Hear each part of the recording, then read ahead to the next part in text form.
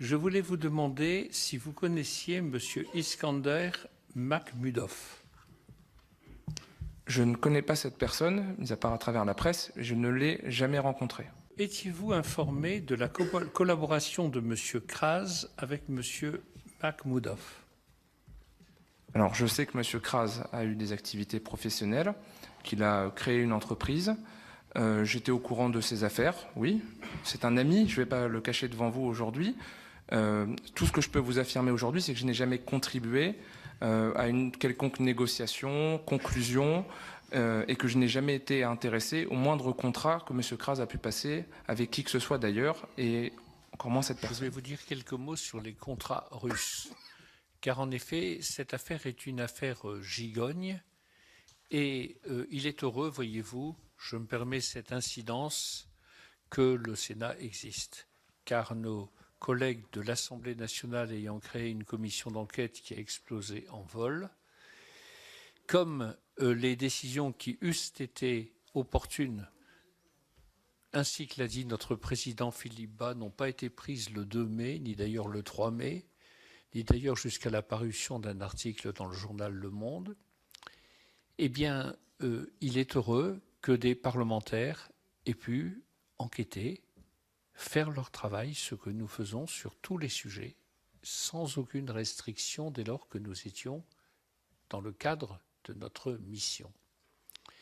Et c'est très important parce que ce qui apparaît maintenant, on pourrait nous dire que ce n'est pas essentiellement dans le cadre de notre mission, mais dès lors qu'il s'agit de financement, de contrats qui ont été conclus pendant que M. Benalla et M. Kras étaient à l'Élysée ou étaient en lien avec l'Élysée, il y a là quelque chose qui est considérable pour les conséquences éventuelles par rapport à la sécurité, non seulement de la présidence de la République, ce qui n'est pas rien, vous en conviendrez, mais au-delà.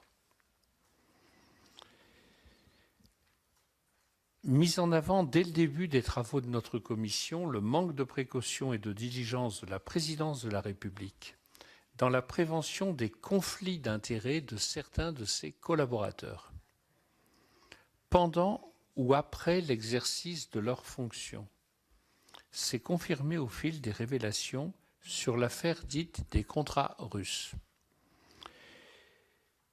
La Commission n'a pas pu procéder sur ce sujet à des demandes d'informations complémentaires dans les délais impartis à l'exercice des pouvoirs d'investigation qui lui ont été consentis par le Sénat pour 6 mois le 23 juillet 2018. Elle tire néanmoins des informations qu'elle a réunies 3 conclusions majeures. D'abord, en matière de faux témoignages, les informations révélées par la presse, en particulier les enregistrements qui ont donné lieu à diverses péripéties parues dans la presse également, les enregistrements donc publiés par le journal Mediapart le 31 janvier 2019 et les déclarations publiques faites par M. Jean-Maurice Bernard, président d'une société qui, dans le contexte où nous sommes, s'appelle bizarrement Velours. Velours. Le 11 février, sur BFM TV, laisse à penser qu'Alexandre Benalla et Vincent Kras se sont rendus coupables lors de leurs auditions devant la commission des lois du Sénat le 21 janvier de faux témoignages. Premièrement, sur les 3 points suivants. Premièrement, l'implication d'Alexandre Benalla dans la négociation et la conclusion du contrat liant la société Mars, on parle Velours, Mars, et un représentant de l'oligarque russe, M. Iskander Makhmudov, profondément lié à M. Poutine. D'ailleurs, comme l'a dit, je crois que c'est notre président ce matin, il y a peu d'oligarques russes qui ne soient pas liés à M. Poutine.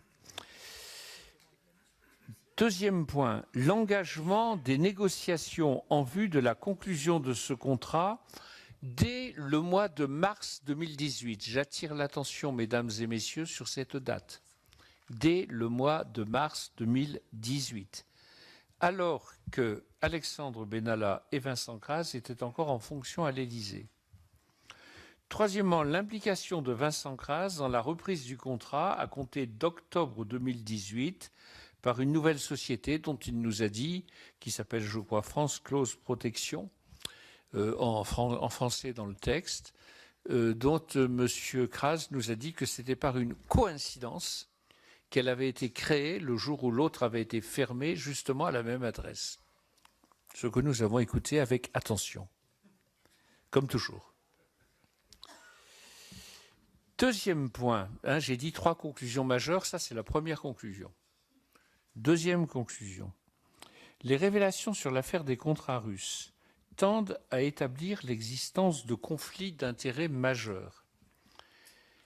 L'implication de M. Alexandre Benalla et de M. Vincent Kras dans la négociation et la conclusion d'activités de nature privée, qui plus est pour le compte de sociétés appartenant à des intérêts étrangers puissants.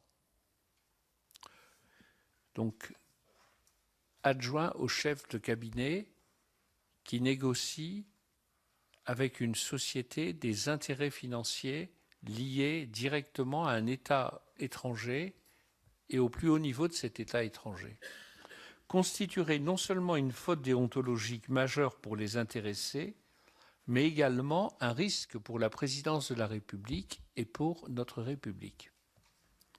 Il ne fait en effet nul doute que les relations indirectes entretenues avec un oligarque russe par un proche collaborateur du chef de l'État directement impliqué, on l'a vu, dans la sécurité de la présidence de la République et d'un réserviste du commandement militaire du Palais de l'Élysée exerçant une responsabilité d'encadrement seraient de nature, en raison de la dépendance financière qu'elles impliquent, à affecter la sécurité du chef de l'État et les intérêts de notre pays.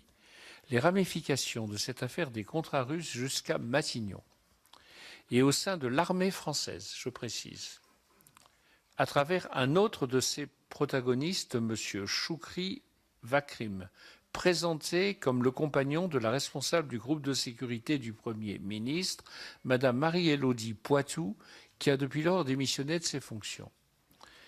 Et par ailleurs sous-officier, M. Wakrim, je précise, sous-officier affecté au commandement des opérations spéciales. Donc, dans un cercle très circonstancié du renseignement. Ne manque pas d'inquiéter quant au risque de vulnérabilité que ces activités commerciales ont fait courir aux plus hautes institutions de l'État. C'est la deuxième conclusion. Voici la troisième. Alors que l'affaire des contrats russes met en lumière d'importants dysfonctionnements au plus haut niveau de l'État, il est certain que la présidence de la République a péché par manque de précaution en ne prenant pas toutes les mesures qui paraissent absolument nécessaires pour s'assurer que les intérêts privés de certains de ses collaborateurs n'interféreraient pas avec l'exercice de leurs fonctions et ne compromettraient pas leur indépendance. Dès le début de ces travaux, la Commission a en effet mis en avant le fait qu'Alexandre Benalla, comme d'ailleurs 7 autres agents nommés en qualité de chargés de mission à l'Élysée, échappaient à toute transparence.